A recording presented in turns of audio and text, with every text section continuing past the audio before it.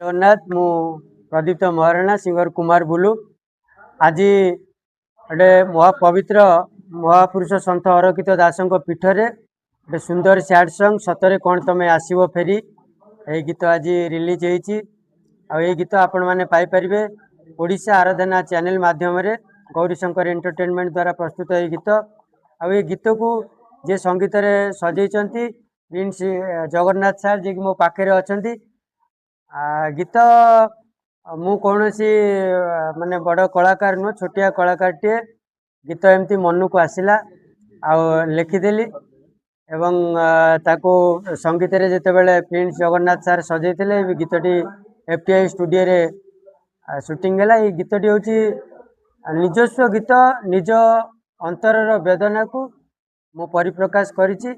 आशा करुछि ओडिशावासी निश्चित भावे भल पाइबा देबे। ये गीत ओडिशावासी हृदय को छुईब। देखु जदि ओडिशावासी स्नेह श्रद्धा आशीर्वाद मिले ताले निश्चित भावे आगू को जीवी आहरी सुंदर सुंदर गीत करी जोटा ओडिशावासी हृदय को छुई पार।